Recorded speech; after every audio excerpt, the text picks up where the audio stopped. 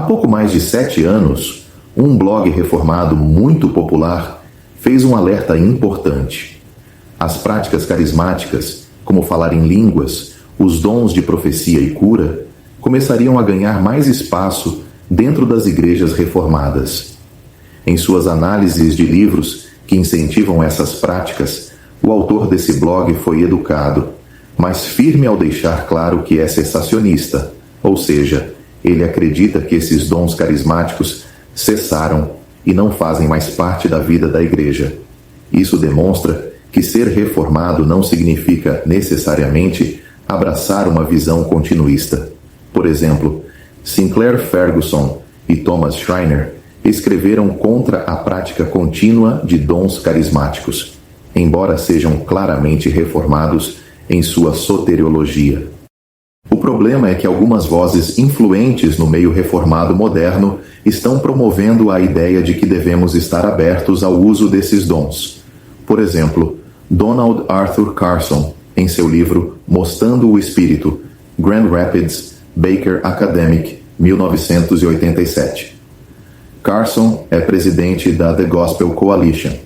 E como estava dizendo, não é um caminho tão longo sair de uma posição de aberto, mas cauteloso, para começar a buscar, incentivar e tentar praticar esses dons carismáticos. Portanto, embora seja decepcionante, não é surpreendente que em 2017, quando um livro foi publicado ensinando como praticar esses dons na igreja, ele tenha sido amplamente promovido como um dos melhores livros do ano. Pode procurar no site desiringgod.org. O livro é Practicing the Power, Praticando o Poder de Sam Storms. Storms é um membro do conselho da The Gospel Coalition e está no conselho de administração da Desiring God, um ministério fundado por John Piper. O próprio Piper recentemente disse que ainda pede a Deus para poder falar em línguas. O prefácio foi escrito por um pastor reformado muito conhecido que declarou: "Esperei por este livro por quase 15 anos." Matt Chandler, que é felizmente identificado como um carismático reformado. Essa abertura às práticas carismáticas é uma das minhas preocupações em relação a alguns ensinamentos do meio reformado. Esse ponto de preocupação é um pouco diferente dos anteriores. Em artigos anteriores, foram abordadas questões como a teologia reformada, confundindo a igreja com Israel, a mistura entre lei e graça no Evangelho e os excessos da soteriologia calvinista. Todos esses temas estão naturalmente ligados ao pensamento reformado. Mas este, sobre as práticas carismáticas, não está. Ser reformado significa, em grande parte, valorizar a herança dos reformadores do século XVI, como Zwinglio, Calvino e Lutero. Hoje, muitos professores reformados enfatizam fortemente a tradição da Igreja e frequentemente citam esses homens para fundamentar seus argumentos. Embora não devamos ser escravizados pelo pensamento histórico, há muito a aprender com os ensinos transmitidos ao longo dos séculos.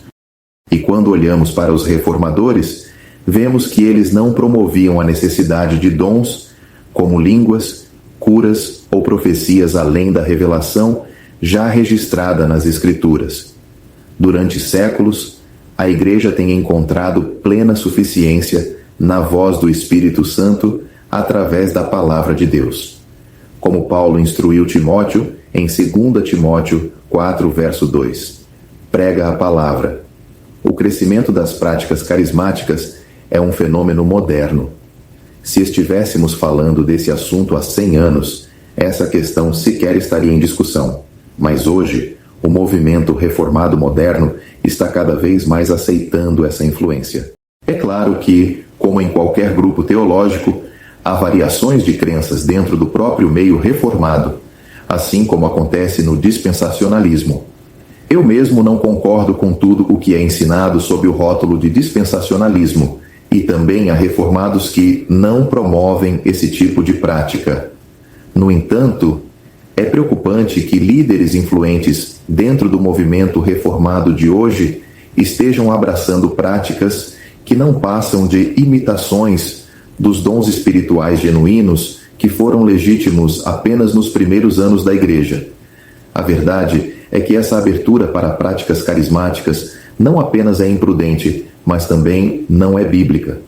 Buscar esses dons e tentar praticá-los traz confusão e prejuízo para o corpo de Cristo. O que hoje é promovido como dons espirituais não se compara aos milagrosos dons concedidos pelo Espírito Santo no período apostólico. Aqueles dons tinham um propósito claro: confirmar a mensagem do novo pacto e autenticar a autoridade dos apóstolos e profetas. Mais uma vez que esses homens estabeleceram o fundamento da igreja com sua doutrina, esses dons cessaram, como podemos ver em Efésios 2, verso 20 e Hebreus 2, versos 3 e 4.